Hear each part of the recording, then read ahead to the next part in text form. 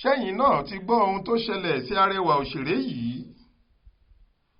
Ohun kan tó dájú ṣáká ni pé lára àwọn ẹni tó yẹ kó gbé igbá ọpẹ́ lórí bí Ọlọ́run ọba ṣe dáàbò bò ó ní gbajúmọ̀ òṣèrébìnrin onítìátà ilẹ̀ wa nì abilékọ Bùkọ́lá Grace Awóyẹmí ẹni táwọn èèyàn mọ̀ sí Bùkọ́lá Arúgbá wà.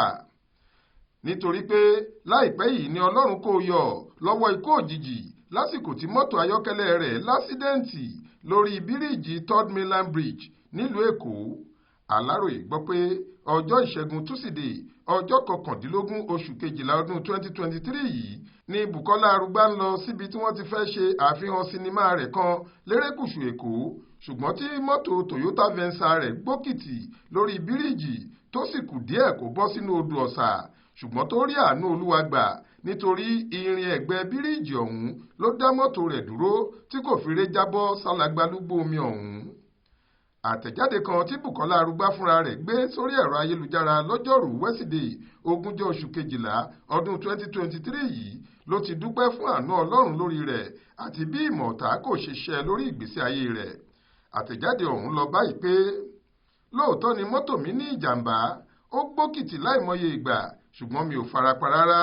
Mọ́tò kan ló kọlù mí, mi ò mọ̀ bóyá wọ́n rán sí mi ni o tàbí èṣù ló yá lò.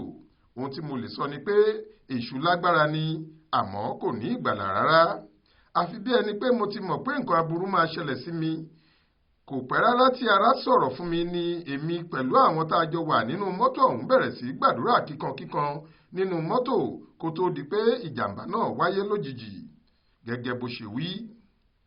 Bẹ́ ò bá gbàgbé, àìpẹ́ yìí ni Bùkọ́lá Arúgbá tó jẹ́ ìyàwó gbajúmọ̀ òṣèré tíátà ilẹ̀ wa nì Dàmọ́lá Ọlátúnjí kéde pé òun ti kọ ọkọ òun yìí sílẹ̀ torí àwọn ìwà kan tí kò tẹ́ òun lọ́rùn nípa rẹ̀.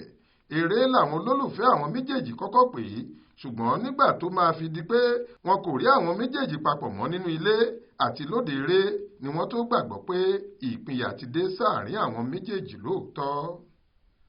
Adéwálé Adéoyè ló ṣàkójọ ìròyìn yìí fún iléeṣẹ́ tẹlifíṣàn Aláròyé online. Faith Adébọ́lá ló kà á sétí ìgbọ́ yín.